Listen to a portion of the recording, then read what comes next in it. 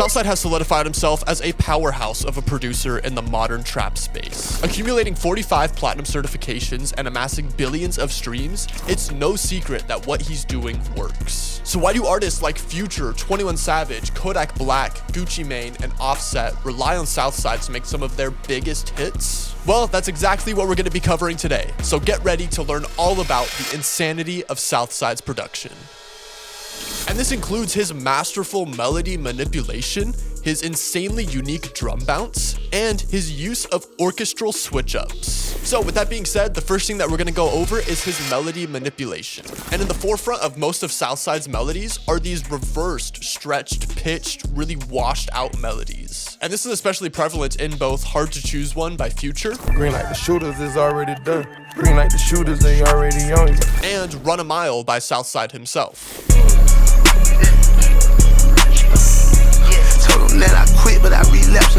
So to achieve that sound, here's what you're gonna do. You're gonna start off with some kind of lead. I'm just using this lead from Analog Lab, but really any will work since we're just gonna manipulate it to all hell. And all you're gonna do is lay down a basic minor chord with an octave inversion. So for this example, I'm just gonna use F minor. So we're gonna throw down our root, our third, our fifth, and for the octave inversion, we're just gonna take our first note, which is the root, and double it.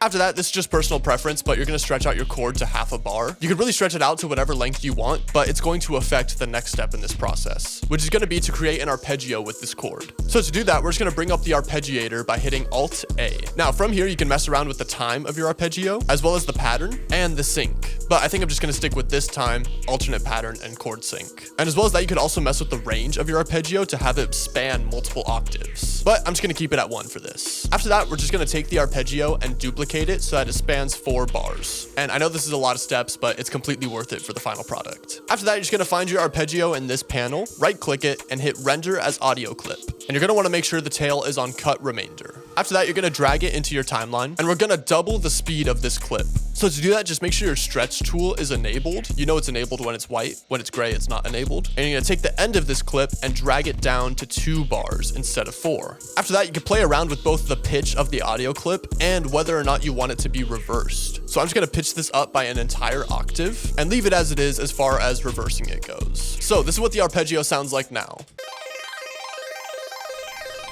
Super sick, but we're gonna do one more thing just to make it stand out even more. And that's gonna be throwing down a plugin which is goated for these kind of melodies, being Portal. Now for this, I'm just using a custom preset that I made that reverses the melody and chops it up into triplets. But you can just scroll through all the presets here and find something that suits your melody. Or if you're looking for some custom Portal presets like the one I'm showing you today, you can check out my Dimensions Portal bank in the description. It's completely free and has 20 custom Portal presets. So with that being said, this is what your final product should sound like.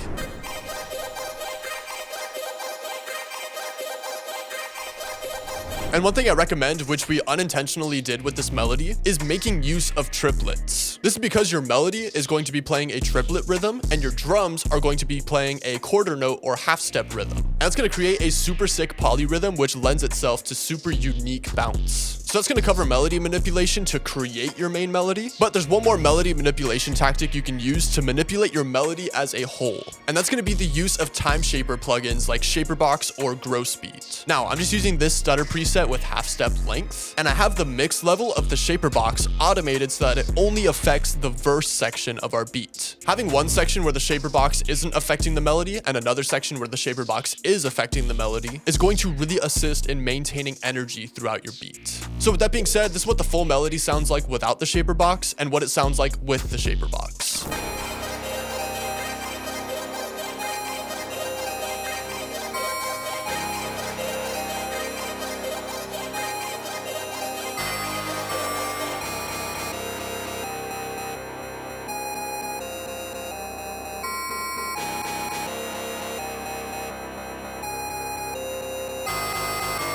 It sounds a little bit jarring on its own, but in context with the drums, it sounds super sick, which is gonna lead us perfectly into the next aspect of Southside's production that I wanna cover, which is his insane drum bounce. And the first portion of his drums that I wanna go over are the 808s. Now, your 808s are just gonna be playing a pretty standard pattern, nothing much going on. That is up until the end where you wanna introduce some kind of 808 roll. This is something you'll hear in a beat and be like, oh yeah, that's a Southside beat or a Southside inspired beat. And for these rolls, you wanna focus on 3 three main things. Firstly, you want to make use of triplets with your 808 rolls. Yet again, this is going to create a super sick polyrhythm between your 808s and your hi-hats. The second thing you want to focus on are these fast 808 rolls in tandem with the normal ones. And the third thing that you want to focus on is pitch variation. And if you're stuck on what notes to use for your 808 rolls, you could use your root note and just throw it up by an octave. Or if you're working in a minor scale, you can use the 5 and the 6 of your scale. Typically, it's gonna sound good. So this is what our 808 pattern sounds like.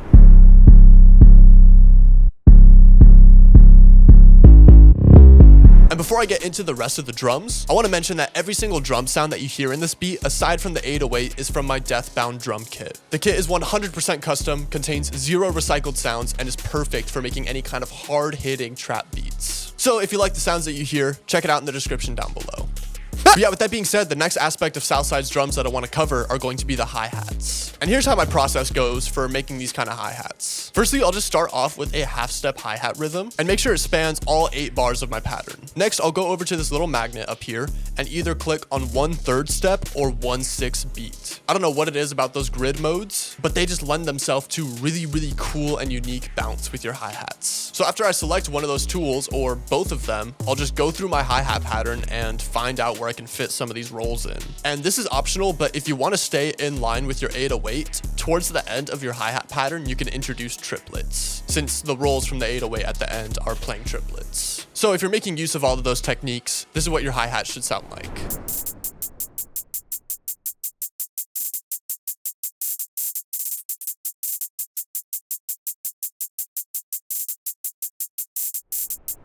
Now, the next unique aspect of Southside's production is his snares. And for this, you're going to want 2 separate snare patterns. You're going to want one snare pattern just playing your typical snare rhythm. And you're going to want another snare pattern with a different snare sound playing these counter notes as well as a roll at the end. And yet again, with this roll, we're making use of triplets towards the end.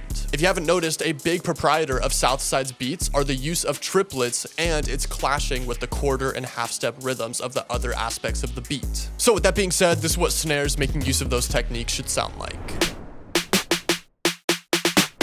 And now the final aspect of Southside's drums are going to be open hats. And for these open hats, you want them to be hitting at the same time as your 808s. Not playing the exact same pattern, but just hitting at the same time as some of the notes. And as well as that, you're going to want to take out and introduce your open hats at certain sections of the beat. And this is just used as a means to create energy throughout your beat. So with that being said, this is what the drums sound like as a whole.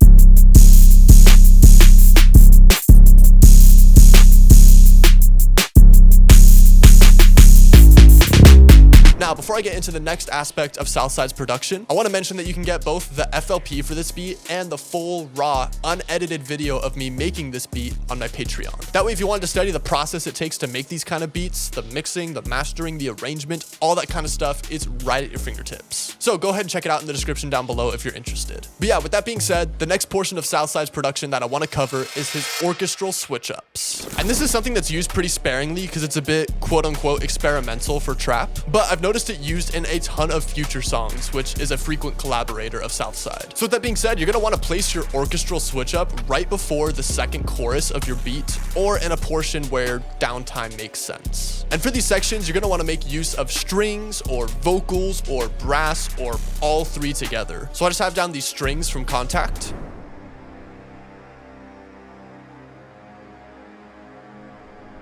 as well as this one-shot brass, and these strings from the J Cactus Divine Bundle.